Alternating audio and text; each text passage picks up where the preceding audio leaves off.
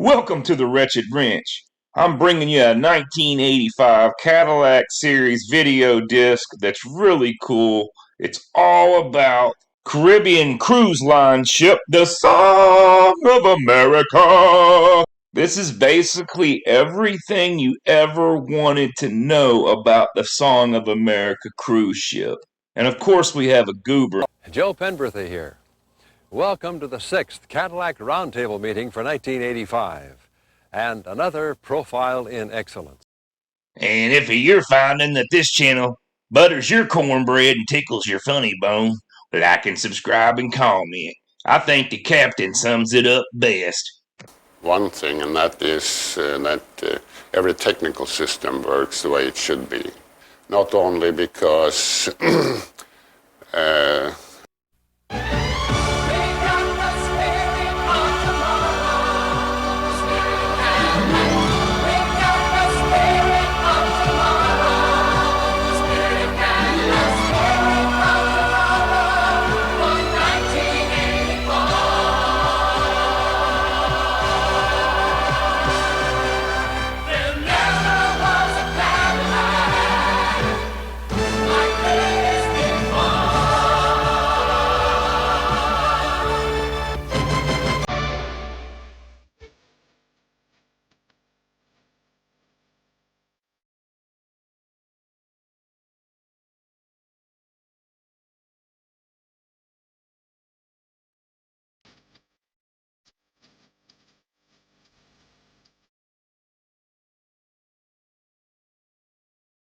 The Song of America is Royal Caribbean Cruise Line's newest addition to its fleet of cruise ships.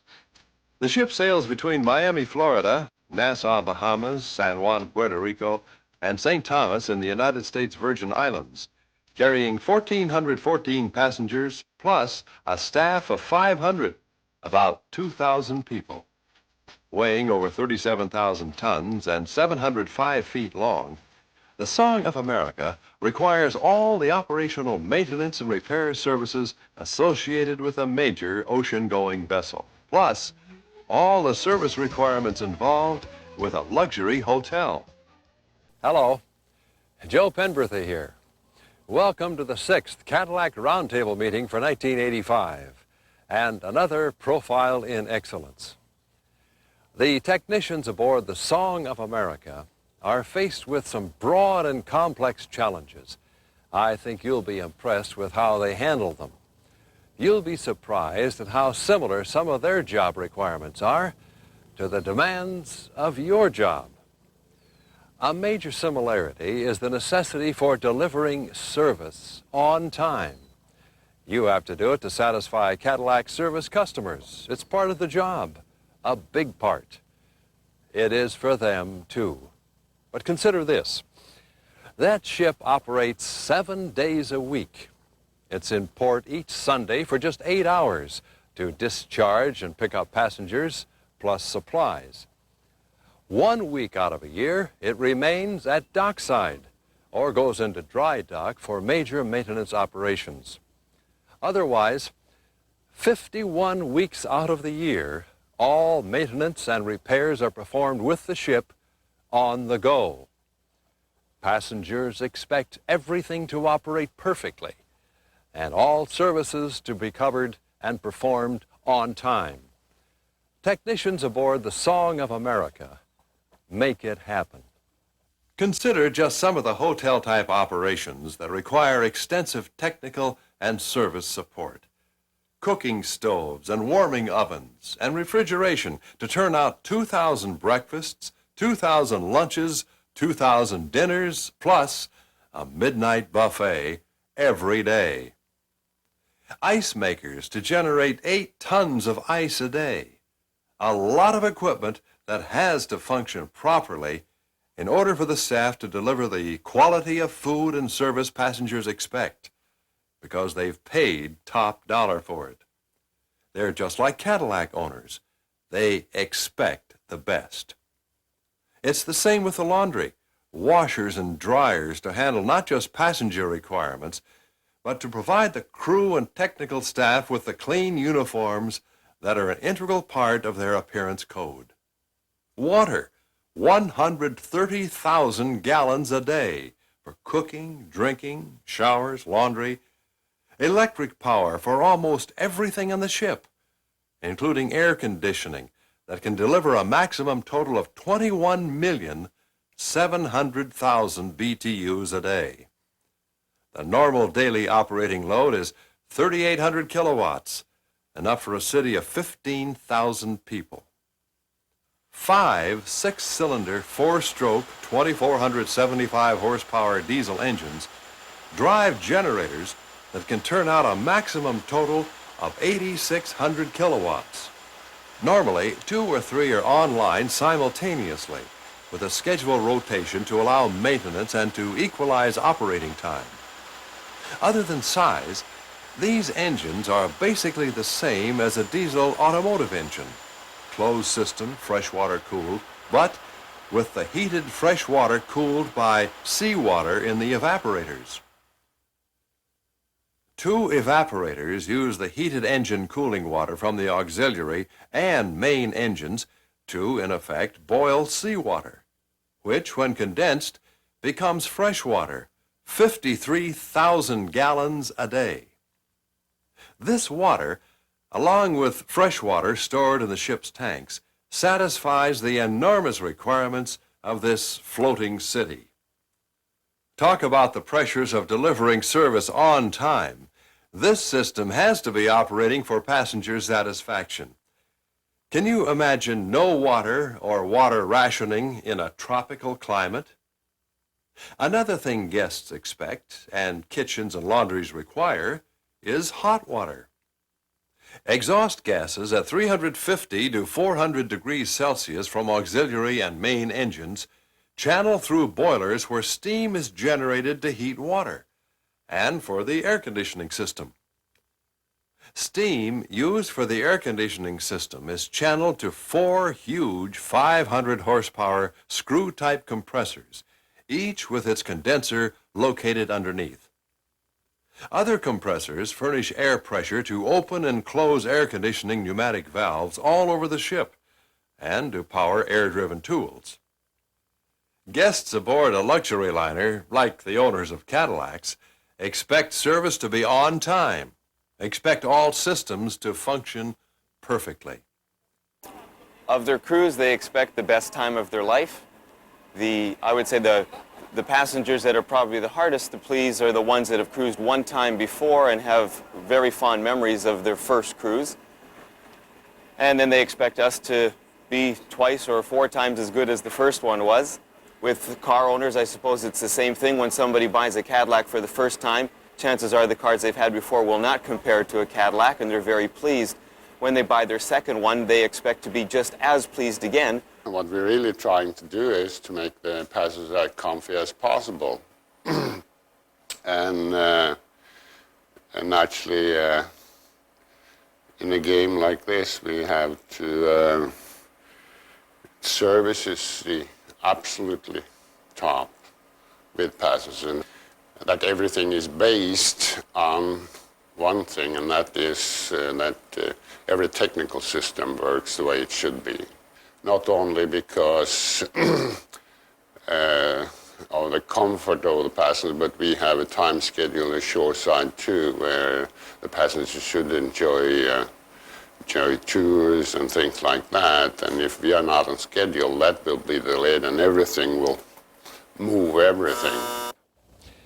You've seen that there are some real pressures of time on the technicians aboard the ship. And I'm sure you can identify with these pressures because you also have to deliver service on time to satisfy Cadillac service customers. A major key to having shipboard systems operate at peak efficiency is preventive maintenance, regularly scheduled maintenance, same as with Cadillacs. On board the Song of America, the maintenance schedule is computerized. They know months ahead, as well as from week to week, what maintenance is needed, from routine checks to part replacements to complete overhauls. Information in the computer is continually updated, so the period between overhauls can be extended as long as possible. For example, When a scheduled piston overhaul is done on a main engine, wear is checked very carefully because maybe the period could be extended from, say, 10,000 hours to 12,000 hours. Or maybe the period should be shortened. The point is, they're always trying to optimize maintenance and overhaul periods. The whole spare part system is in the computer too. When maintenance is scheduled, you can make sure in advance that the part is available and find out where it is located on the ship. The computer also provides information on when to reorder parts, quantities, price information, and sources. Just about all spare parts required for maintenance and repair are carried aboard ship. It's self-contained, not counting major parts and components like pistons that are located in various areas of the ship. There's $1.3 million worth of spare parts in the 1,300 square foot main part storage area. 18,000 different items in the system. Technicians performing maintenance and overhaul operations receive computerized work orders with itemized procedures, and all relevant service and repair manuals are available from a control room library adjacent to the engineering office. When you stop to think that all maintenance and repair operations are carried out with the ship on the go under serious time constraints, and how complex many of these systems are, you can really appreciate the professionalism of these Norwegian technicians who, like yourself, get the job done on time. Main engines are 8-cylinder, freshwater-cooled diesels putting out 5,600 brake horsepower each. When an overhaul is performed on a main engine, the size of the components alone is a major problem, and the job has to be completed as quickly as possible because the ship must operate during that period on the 3 other main engines.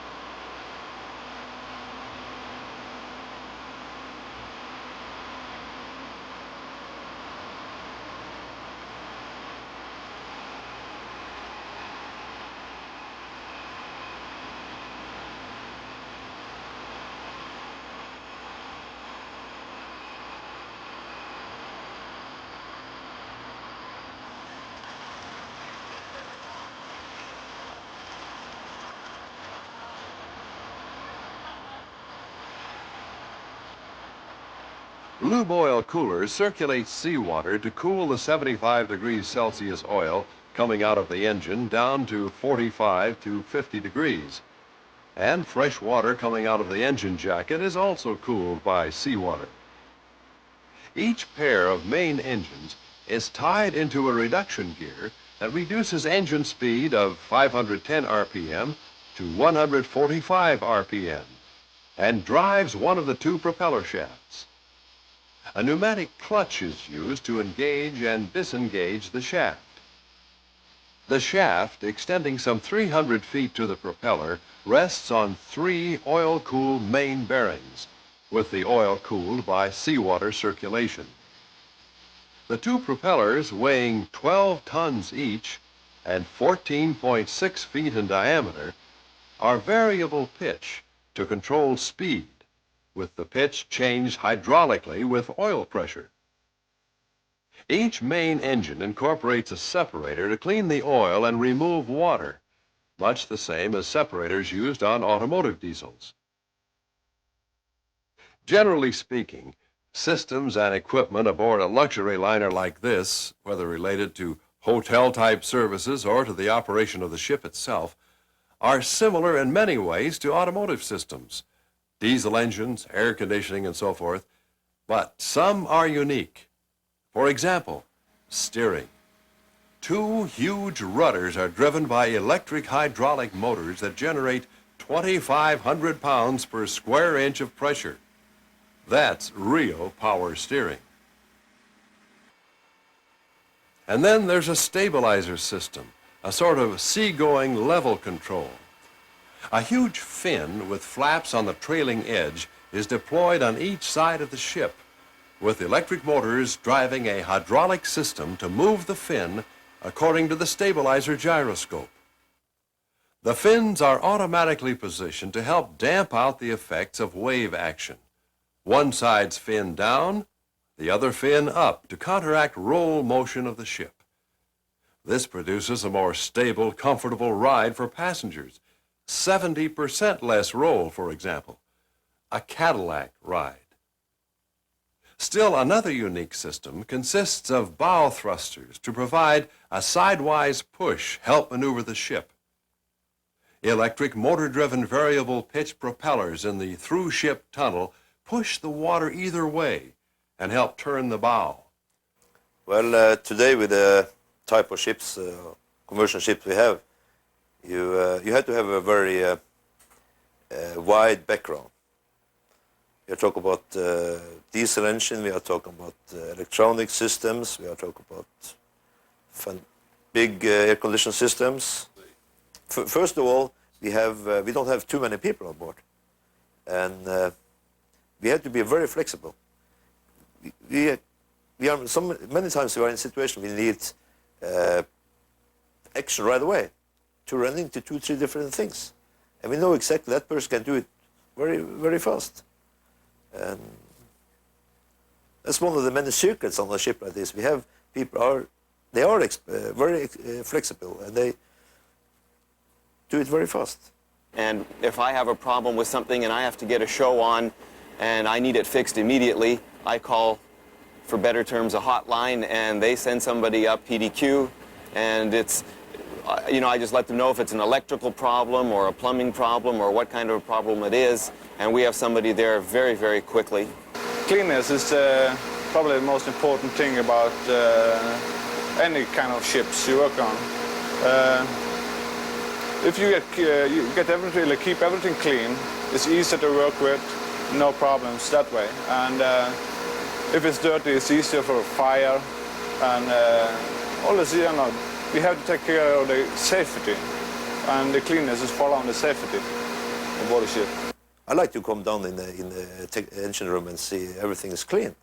Okay, sometimes you have a dirty job, but we have to clean it up, and that's good for the morale. The main control room is probably the most interesting part of the ship, electrical way or electronic way. As we go through this control room, and it is really interesting, think how similar it is to a Cadillac's instrument panel and ECM, BCM system with graphic displays, warning systems, and diagnostic capabilities. Computer technology is becoming more and more involved in today's technical world, no matter what the environment, automotive, marine, aircraft, home, whatever. The potential is almost unlimited. Almost every system on the Song of America is monitored here, and in most cases controlled. For example, main and auxiliary engine operating conditions are displayed. Oil pressure, cooling water temperatures, RPM, turbocharger speed bearing temperature, oil temperatures, a total of 480 different points. It's the same for the generators. Amps, voltages, and cooling water temperatures are displayed. There is an automatic shutdown if critical parameters are exceeded, and an automatic start and stop depending on power requirements. With 312,000 gallons of fuel taken aboard every third week, fuel must be regularly pumped from tank to tank to prevent any tank from getting too low. Same for fresh water. Quantity of water in each tank controls for opening and closing valves, turning on pumps, transferring water. And then there's the ballast system. Valve and pump controls, manual and automatic, are used to move seawater around the various ballast tanks to keep the ship at optimum trim. Again, similar to Cadillac's automatic level control. Another display control board relates to air supply and air conditioning. Green for fan running, yellow or green for two-speed fans. If a fan is not running that should be, you know immediately the fan location and a technician can be dispatched to repair it. On the air conditioning operational display, you can even push a button and get a temperature readout in a particular space. There you have just a few of the various system information displays and controls. The heart of the control room is here. For main and auxiliary engine systems, there's a computerized monitor and alarm system that covers up to 600 points of measurement. The watch engineer can select displays and obtain information from over 100 different groups of operating conditions, much like you use the diagnostic capabilities of the Cadillac digital fuel injection system. For example, take one of the diesel auxiliary engines. The cooling water system is called up and shows operating temperatures and pressures. In an alarm condition, the background behind the point of alarm in the process schematic turns red. A clear language alarm text appears on the alarm report CRT, and the printer types out a hard copy of the alarm text. Within seconds, an on-duty technician is checking the engine. If the problem is serious enough, the engine is shut down automatically and another engine brought online. The computer system goes further. For groups of similarly monitored points, for example, cooling water outlet temperatures on the 8 cylinders of a main engine, an average temperature can be shown, and if desired, temperature trends can be displayed. For a quick, easily interpreted view of the situation, a bar graph can be called up to show deviations from the main value of the cylinder temperatures, graphically show trends cylinder by cylinder. Every system in the control room is focused on one major concern: quick identification of potential problems so technicians can diagnose and make the repair immediately. Well, our technical staff is all extremely professional. They, like I say, they understand the needs of the other departments, which I would say is the most important thing. Well, I think that this company is very image conscious right from the ship itself. You'll notice as soon as we get into any port, there's somebody painting something on the outside of the ship, the inside of the ship. They're always varnishing the decks, the wooden railings, anything like that. The brass railings in the ship are always kept clean. And it goes right down to the personnel. They don't want their technicians walking around in greasy coveralls. They're always kept clean, and most of the uniforms are white. And if there's color on it that's blue and it keeps up with the naval look. That's everything. Clean officers or crew means everything for the passengers. And that's give a good picture of what kind of company or ship we are running. So the image, they're very conscious of, and we're all expected to keep up that image. For me, more directly, the image is how I act with people. I'm never off. I can't tell somebody that, well, I'm sorry, I'm off duty now, ask your question to somebody else. So the image is very important. Image. A positive image for customers. It's as important to your dealership as it is to a luxury cruise liner. But still, delivering quality service on time plays a major role in satisfying Cadillac owners. Haven't you found this to be true? What are some of the things that can cause delays? What are some of the steps you can take to help get jobs completed on time? When a job is unavoidably delayed, what steps should be taken? And, so far as appearance goes, what are some of the steps you can take to remain as neat and clean as possible? When you discuss some of these points, write your conclusions on your feedback cards. The card with its 3 questions answered correctly is your entry for this meeting's drawing for a video cassette recorder. But it's also a way for us to get a better understanding of your concerns. The 800 toll-free number is another channel of communication. When you call, we'll answer you in writing. The next time we meet for the Cadillac Roundtable, we're going to present a truly exciting profile in excellence, the Roger Penske Race Team, with a spotlight on the technicians that help make the team a winner. This is Joe Penberthy for your Cadillac Roundtable. See you then. And don't forget that service on time means satisfied customers.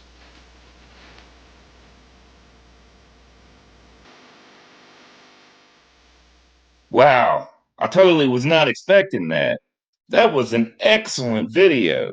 If you like this video, please leave a comment. I mean, that was everything you ever wanted to know about that cruise ship. The Song of America, 1985, Caribbean Cruise Line. That was just really neat. Guys, if you like this, let me know because I got more of these if you like them. Thanks for watching.